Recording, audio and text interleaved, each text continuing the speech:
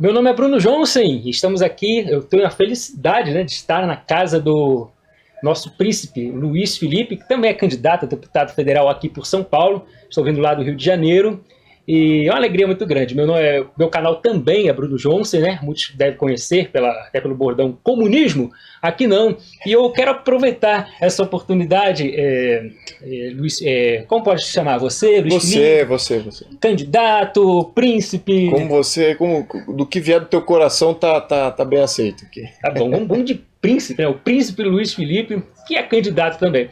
Olha, eu recebo no meu canal muitos jovens, crianças, estudantes principalmente, preocupados com a própria educação, com o próprio ensino que está sendo, né, ali armado dentro das salas de aula, e elas chegam para mim desesperadas até. São crianças de 15, 14 anos. Bruno, socorro, o meu professor tá louco, o meu professor ele está falando que Cuba é uma maravilha, Venezuela é uma maravilha, e precisamos sim fazer um processo, né, de transformação na educação. Não é nada fácil, é uma questão de luta e de tempo. Eu pergunto para você, Príncipe Luiz Felipe, como podemos aí acertar essa questão da educação, tirar a doutrinação das salas de aula, o partido, se tem alguma lei, qual a função do parlamento nisso tudo, o que o Brasil pode fazer para reverter essa situação, para que as pessoas, que as crianças possam sair falando português, matemática e não virando aí militantes de partido político. Perfeito, obrigado. Eu acho que é uma questão que surge bastante nas palestras e é uma preocupação das famílias, né, de saber como é que a gente elimina o problema. Bom, começar o Estado se envolver menos na questão educacional do Brasil, tá? Tirar aí do Ministério da Educação o poder de definir o que é educação, né? Começa por aí. Você deixar com que as comunidades tenham mais um poder direto de definir como que isso é feito, não centralmente planejado como é hoje na questão de Brasília. Então você desarmando essa questão do Ministério da Educação, você já liberta o sistema para educar conforme as necessidades. Algumas necessidades são necessidades regionais, algumas escolas vão se especializar em coisas mais supranacionais. Então isso é bem interessante da gente deixar o modelo mais livre. Agora, isso não elimina o problema da ideologia nas escolas, né? Você tirando o Estado completamente do sistema, vamos dizer, digamos que a gente não tenha mais nenhuma diretriz obrigatória do Ministério da Educação e nós não temos mais educação estatal.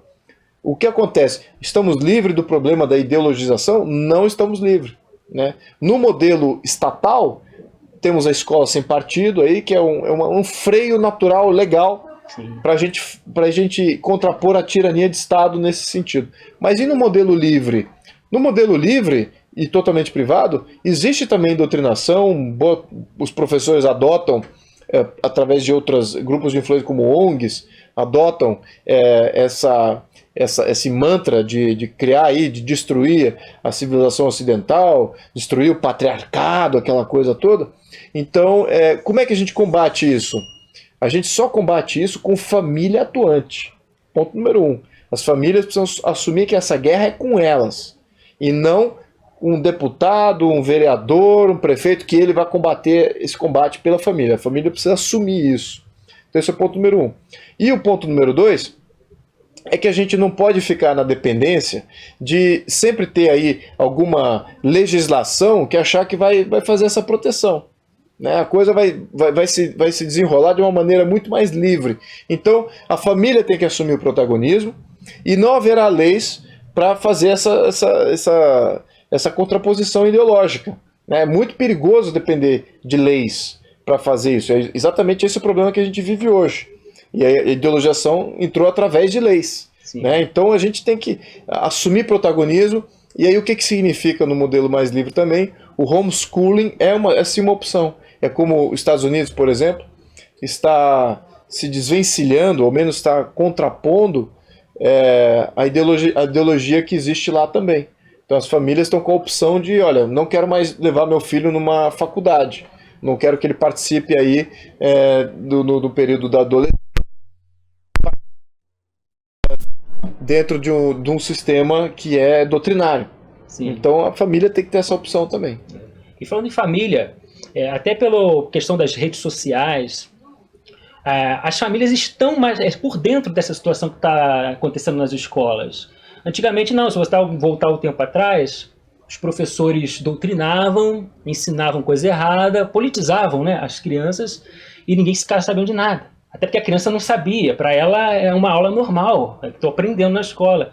Hoje, quando você abre o Facebook, o YouTube, já tem vídeo lá, ó, o flagra, o professor falando que não deve falar em sala de aula.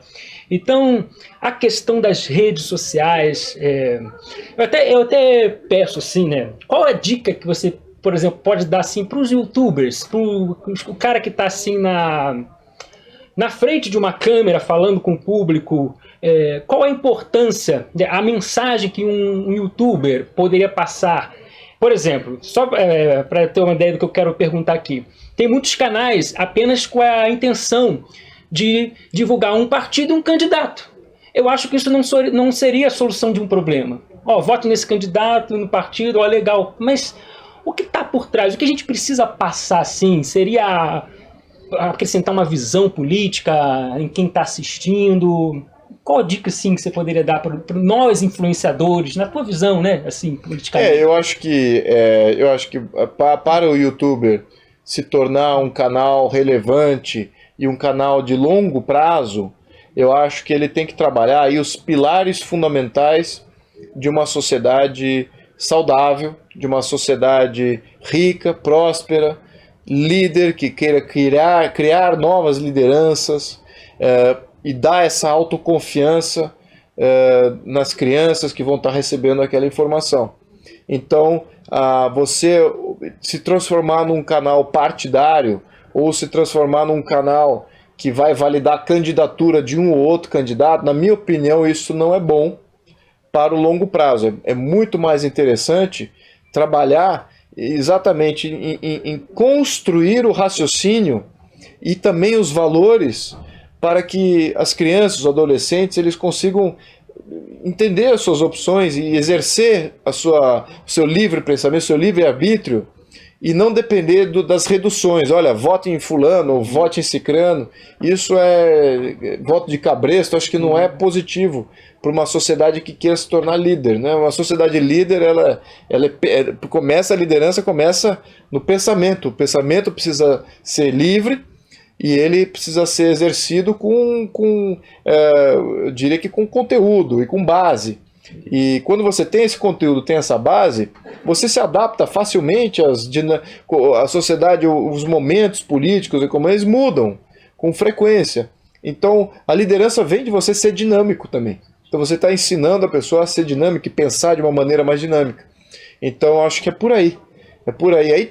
Mas agora eu não acho que os YouTubers, né, como eles estão aqui em casa hoje, eu acho que, e você é um deles, eu acho que não devam trabalhar de uma maneira planejada, como é feito pela esquerda, de uma maneira planejada centralmente, tem que agir naturalmente, independente um do outro, mas com um viés um pouco mais, com uma baliza, né, daquilo que pode, não pode, quais são os limites aqui do pensamento, mas com um direcionamento bem claro. Aí nessa liberdade, assim, com esse direcionamento, a gente chega lá, com certeza. Maravilha, perfeito, né? E com toda uma diversidade, né? Tem canal de humor, tem canal de crítica, tem canal de notícia, de informação, Terça Livre. Grande exemplo, eu acompanho sempre o Terça Livre.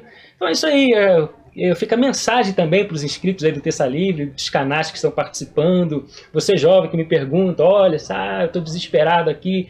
É isso, gente. Vai chegar um tempo também, né, Príncipe, que eu não preciso nem falar, o candidato de direita é esse, o candidato com boas ideias é esse. Porque no nosso conteúdo, né, a gente apresenta ideia, a gente apresenta visão política, a própria pessoa vai saber escolher o candidato. Quem é o candidato que defende os valores da família, uma economia liberal. Exatamente. Então, essa seria a ideia, né? Conteúdo, porque passando a eleição, a vida segue, o Brasil segue, a política segue, e lá em Brasília começa, para valer, 1º de janeiro de 2019, um novo cenário político.